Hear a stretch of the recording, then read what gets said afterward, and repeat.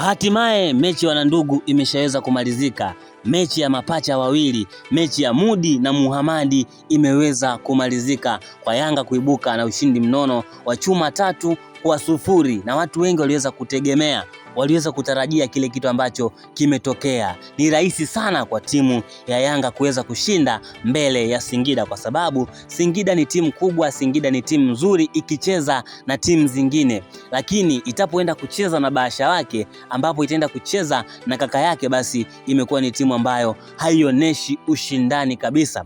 Na leo wakiwa wamekaa, wakiwa wanaangalia, wameweza kupigwa chuma 3. Tuna uhakika kwa asilimia nyingi kutokana na vyanzo vyetu ambavyo vimeweza kutuambia ni kwamba suala la bahasha limeweza kutembea. Unaambiwa Singida wameweza kutembezewa bahasha, wameweza kupewa kiasi cha takribani milioni 100 ili waweze kuachia goli hizo 3, na target ilikuwa ni kumwachia zaidi Alan Okello aweze kushinda goli, na tumeweza kuona leo Alan Okello ameweza kufunga magoli mawili kambani, na goli moja hilo ndo lilikuwa lina utata kabisa, goli la faulo ya mchongo kabisa. Metacha Ali Mnata, golikipa ambaye ni mzuri, golikipa ambaye ana experience ya kucheza mashindano ya ligi kuu toka mwaka wa 2017 mpaka leo hii ameweza kufungwa goli la kijinga. Mpira umepigwa hapo hapo alipokaa na ameweza kushindwa kuizuia. Kwa hiyo mechi za Singida siku zote, kama ambavyo tutakuwa tunatarajia, Singida ni timu ambayo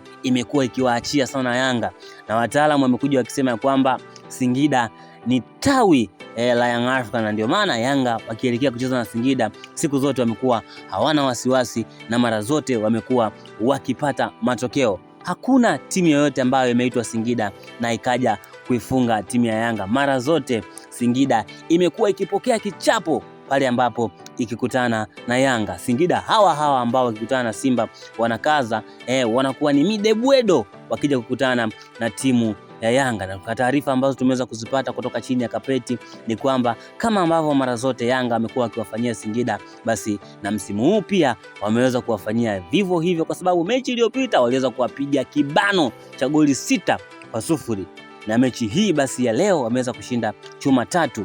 Unaambiwa mlungula umeshaweza kumwagwa, wamemwaga mlungula ili waweze kupata ushindi kirahisi kabisa, na waendelee kushika kilele, waendelee kuwa wa kwanza kwenye msimamo wa NBC Premier League. Sijajua haya madudu, huu mpira utaharibiwa mpaka lini, lakini nina imani ipo siku moja basi timu zitakuwa zinacheza zikiwa huru kabisa. Singida hawa ambao tunajua ni timu nzuri, leo wamecheza utoporo. Metacha Ali Mnata ameweza kufanya makosa ambayo kiuhalisia kwa golikipa kama yeye hauwezi kufanya makosa ambayo Metacha Mnata ameweza kufanya. Bwana, hii ni Sports Online TV kutokea mwanzo mpaka mwisho. Ulikuwa nami presenter wako wa siku zote Rich Mo TZ. Nipende kusema kwamba uweze kusubscribe channel yetu ili uendelee kuwa mjanja kila siku, na uwe unapata taarifa zetu za kimichezo kutokea ndani na nje ya mipaka ya Tanzania.